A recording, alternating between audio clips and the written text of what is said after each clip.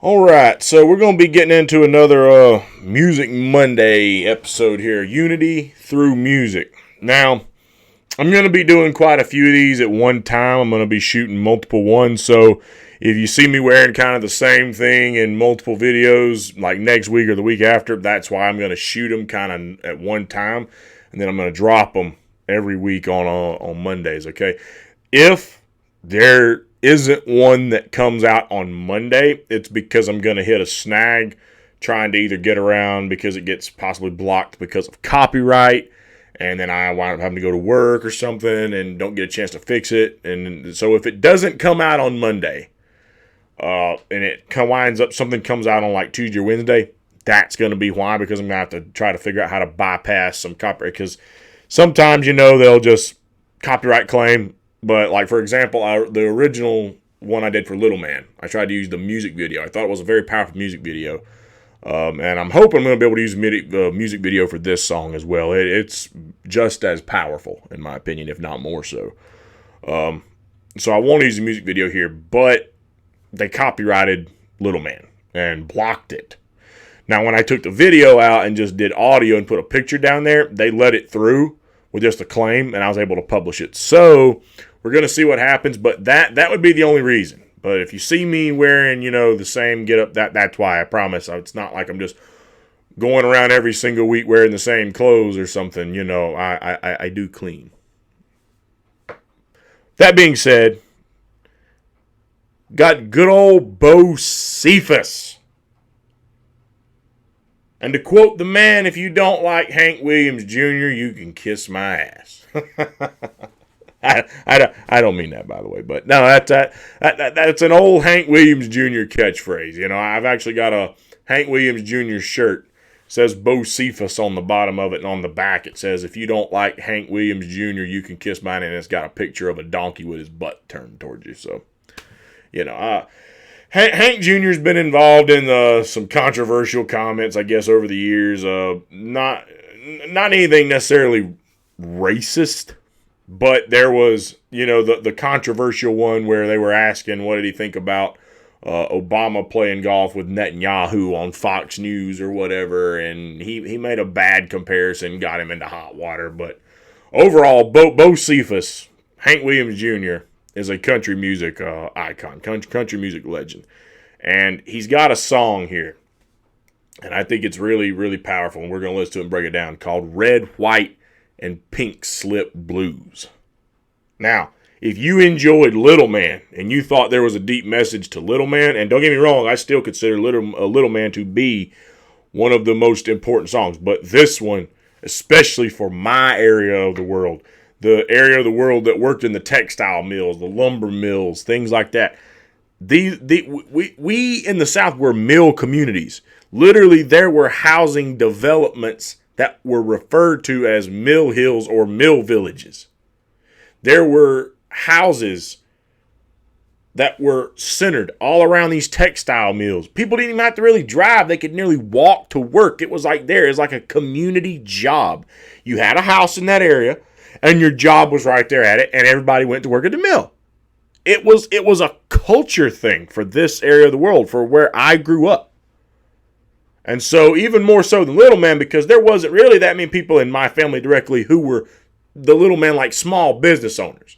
But that still had its impact in my area of the world too. But what really hits home in a lot of my ancestry and my family are these mill workers. And that's going to be a big focal point. You're going to hear what he's talking about. And like I said, I hope they let me put the music video with this song. If they don't, then you'll just see a picture down there and you'll know why. But if they don't, the link is going to be in the description below. And I would encourage you to follow that link if you listen to this song and actually go watch the video along with it. So let's get to it. Hank Williams Jr., Red, White, and Pink Slip Blues.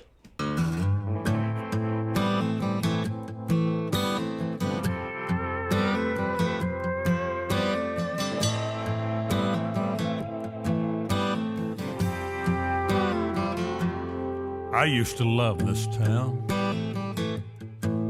and this neighborhood. The streets were safe. The schools were good. The mill was humming 24/7. I was foreman on the line 3 to 11. But 18 months and 2 days ago, the mill closed down and moved to Mexico.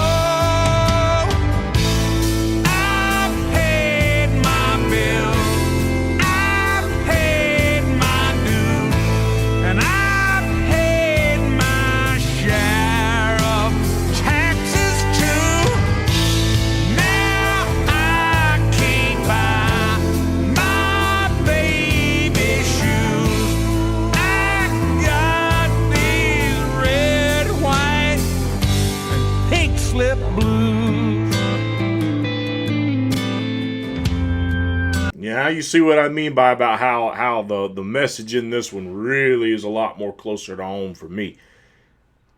You know, I used to love this town. The streets were safe. The schools were good. I mean, look, first of all, let me go on ahead and let you in on a lot of what he's talking about right there. The Mill Hill housing, okay, has become low-income housing over the years. And what that basically meant was you had a lot more minorities that started moving into these communities. Now, don't get me wrong. Don't think I'm taking the wrong turn here when I say that. What I'm getting at is we all know what's going on in this country today with the issues with the inner city schools and stuff.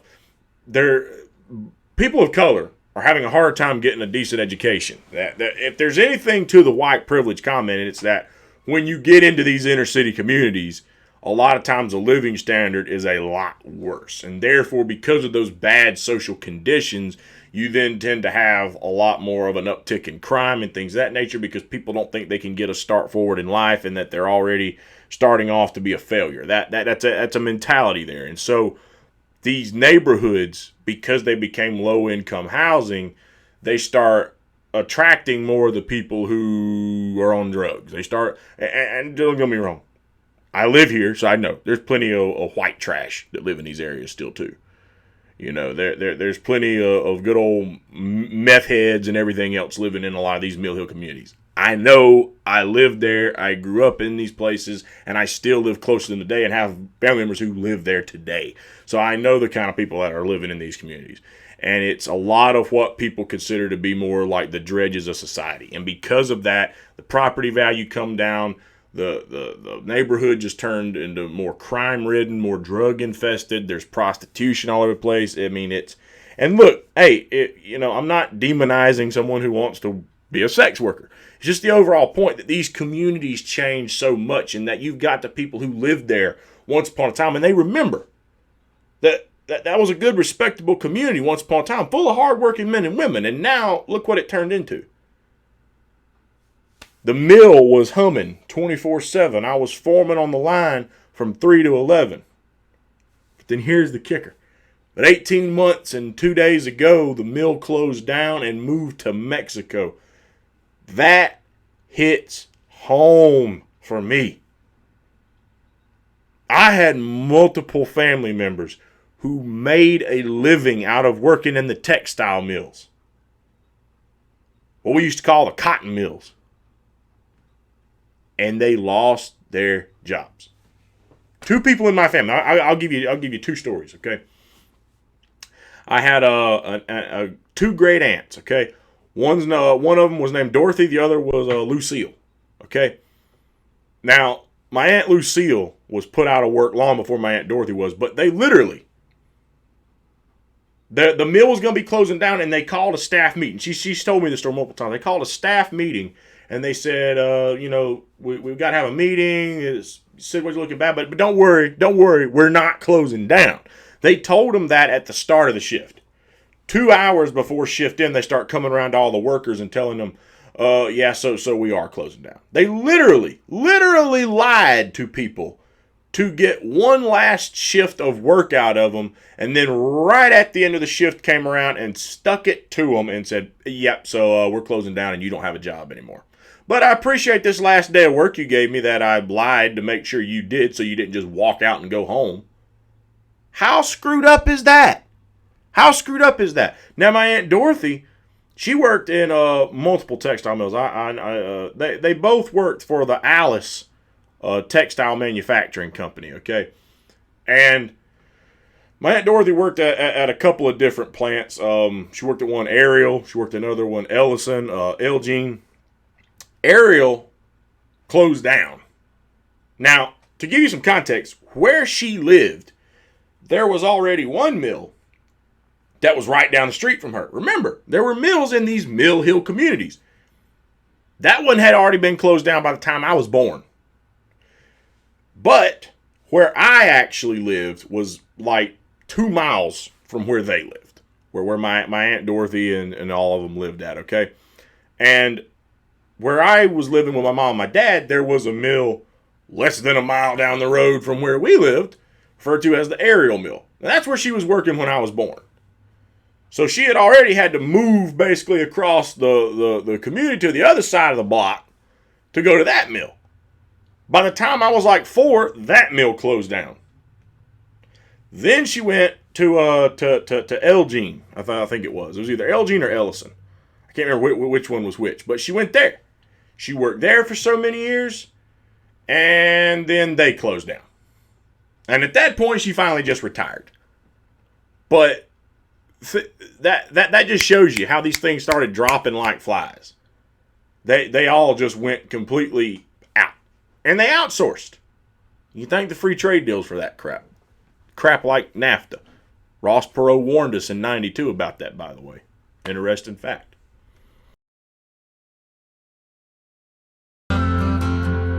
I hide the pickup truck in Ricky Brown's garage. Over on the next block, 'Cause there's a repo man to dodge. I slip out the back door. Lord, I never thought I'd live to see this day. We're gonna need that truck when they come to take the house away. Got to pause before we get back into the chorus. If the video's up, if it's not, I'm going to describe to you what you just saw. As soon as I hit play, you see a group of people in this community that he's driving through, okay, lined up outside a church for free lunch because that's how bad the community's into poverty at this point. And he's just looking at it and shaking his head like this. This community used to be a lot different. People were not rich, but they were not this far off into poverty either. I mean, it's sad. It's sad if you know what these communities used to look like and you watch them just wither and fade away, and you watch that drive, that American spirit, that hard-working blue-collar man just get crushed. If you've got any kind of a connection to that, if you got family members and you grew up and you understood what that meant to these communities, and then you know what happened, you watch them just get crushed. You watch their hope, their spirit, their everything they've been fighting for. If you watch them get crushed like that, it is absolutely heartbreaking, I promise you. If you're not from this area of the world, it might not hit that hard to you, but when you've watched how hard they work to just get absolutely crushed because of a bunch of greedy assholes, it's hard. It's hard. I mean, it really does. It's a gut punch in a lot of ways. Because I know these people. I grew up around these people. I know how hard their work ethic for a lot. Now, don't get me wrong, and I've said this multiple times. I've got other people in my family who are complete moochers. Lazy. And maybe some people think, well, that's because they watched, what happened to those other people that you're talking about. Possibly. But at the same time, I mean, I also know other people who just, genuinely from a young age on up just had a very spoiled, entitled attitude. It's not that they're like, oh, the system was just rigged against me. Some people are just like, no. There's an opportunity there. I'm just going to take advantage of it. So when I hear that argument that everyone wants to work, I don't believe that. I've seen too much evidence to the contrary. But there is a group of people, once upon a time especially, who did try to go out and earn their dollar the old-fashioned way, and they got absolutely crushed. I got to hide the truck in Ricky Brown's garage over on the next block because there's a repo man to dodge. I slip out the back door. Lord, I never thought I'd ever see this day. We're going to need that truck when they come to take the house away. Think about how you'd feel in that predicament. There's a repo company out looking to take your vehicle, and you got to try to find a way to hide it and hang on to it, because if you lose that, you're in deep trouble, because if you lose that, they're already coming for your house too, and you can't hide the house.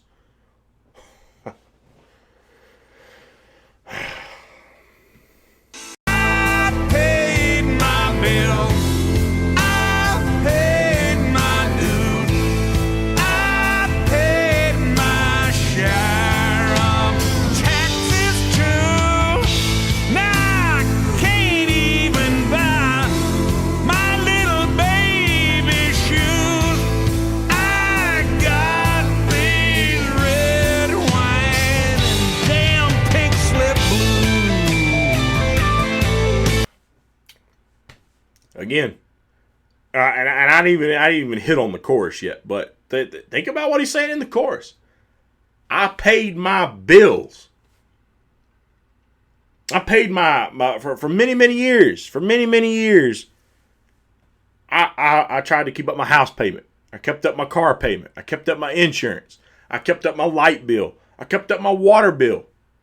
I paid for my utilities. I bought the food. I busted my ass to put food on my table. And then you rich people who bribed politicians, you take these jobs. The politicians pass bad policy that incentivizes the outsourcing of these good jobs, or that people were making a decent living at, and then they outsource them for cheaper labor in Mexico so they can make the crap and send it back into this country. And they did that out of their own freaking greed.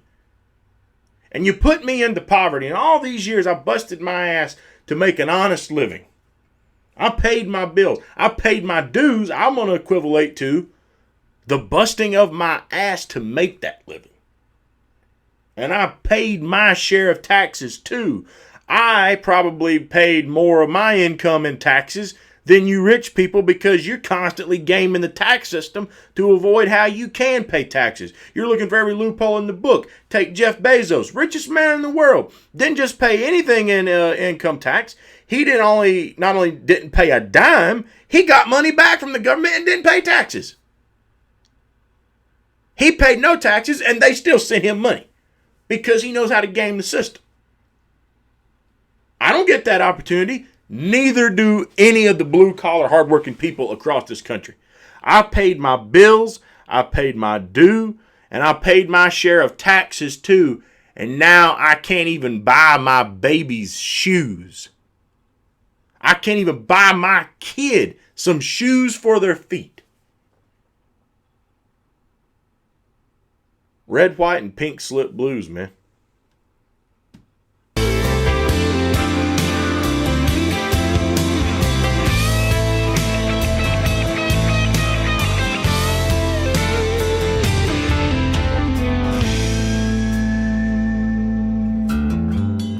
You know I love my country, and I'm not one to complain. But there's a lot of us that feel like we've been left stranded here, out in the rain.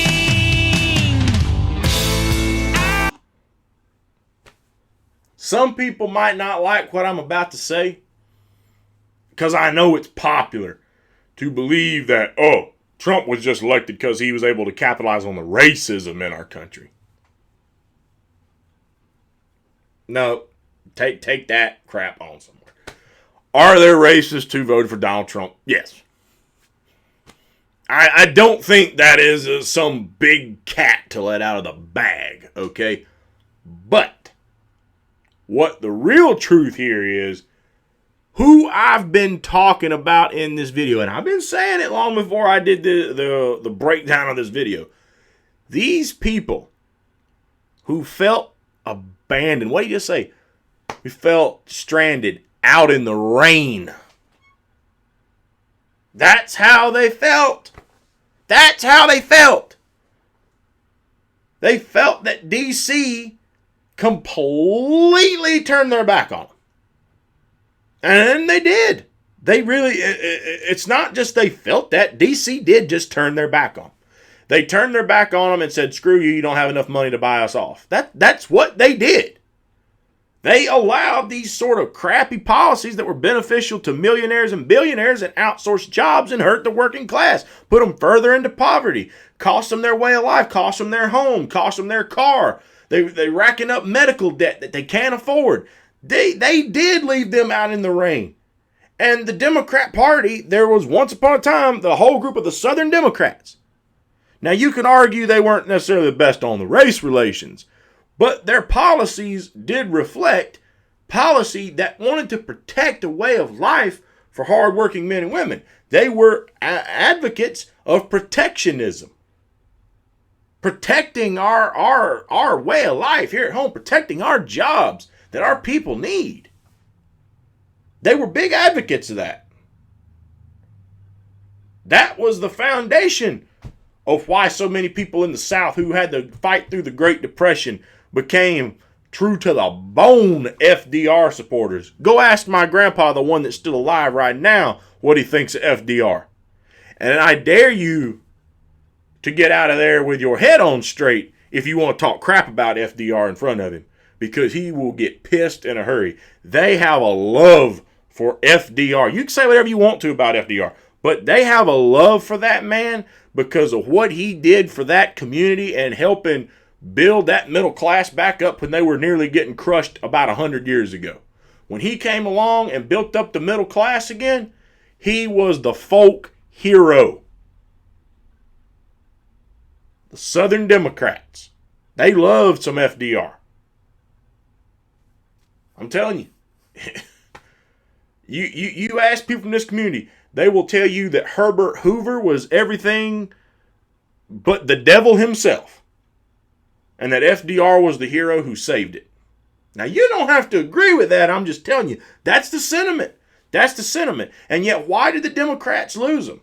Because instead of continuing to talk about the things that matter, talk about how we save our jobs, I'm telling you right now, somebody ran. This is why Trump won. If you focus on people's jobs, people say it's the economy, stupid. Okay? If you focus on the jobs, you focus on people's health care, and you focus on their income, you got three big topics. It's like the grand three. I guarantee you'll win elections off of that. Guarantee you. All across this country, people care about that, especially down here in the Rust Belt and the Bible Belt. People have been hurt by that. And the Democrat Party lost these voters to the Republican Party, even though the Republican Party were the ones that negotiated NAFTA. H.W. Bush negotiated NAFTA. That's what caused it. Clinton signed it, but H.W. Bush negotiated it. He stood on the debate stage in 92 and cheered on, I want more of these. Ross Perot was the only man standing there like, y'all about stupid? His exact words. There will be a giant sucking sound going south of all the American jobs going to Mexico. Well, it definitely happened. It definitely happened. So, that being said, these communities were affected. And the Democrat Party, instead of fighting for these people, then turned to, we need more gun reform. We need this and that, and they start focusing on all these issues that just distracted from the economy, stupid. Are some of them of importance? Sure. They started focusing more on what bathroom you should use. Should transgender people be allowed to play in sports? They started focusing on crap like that. And is there a debate to have there? Yes, but at the end of the day, you know what? What's more important? People having a way of life that they can actually live, or what bathroom you need to go in? Prioritize here, okay? You don't have to agree with me on that, but as far as I'm concerned, there's a massive difference in which ones are more important there. And the working class people who lost those jobs saw the Democrat Party turn into this party of the fake woke, SJW, blah, blah, blah, blah. And the Republican Party, even though they don't necessarily have the best interest in mind, they're standing there going, come to Papa. Come on over. Remember, it was the Republican Party 100 years ago who crashed the stock market in 29, and that's why so many people in the South became the Southern Democrats. Now, they were arguably Democrats even before then, if you go back to Civil War and all that, but they especially became the Southern Democrats that were like the big FDR champions. So, just another little history lesson there.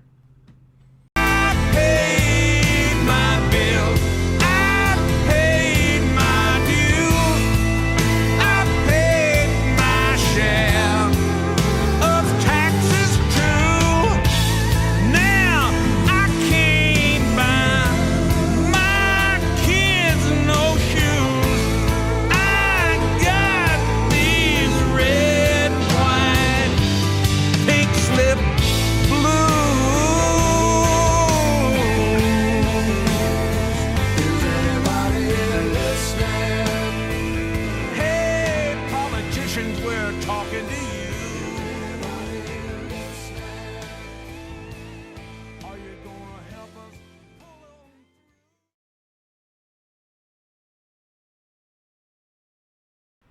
Hey, politicians, we're talking to you. Enough said right there. I think everything you just heard in that song, and if I was able to get the video to go up without the copyright issue, everything you saw in that video speaks for itself. Again, I don't know if it's going to go through. If it doesn't, and I'm not able to get the video up, and you didn't get to see it in this video, then I'm going to encourage you go to the link below and go watch the video with the song. It's powerful stuff, seriously. So again, hope you enjoyed this episode of Unity Through Music. Tune in next week to the Lone Wolf Podcast. Next Monday, we will be dropping another one. Don't know which genre is going to be just yet. Like I said, I'm going to be recording quite a few. I'm going to have to decide which ones go up and when. So, but there will be another one going up next week, so I hope you'll tune in again.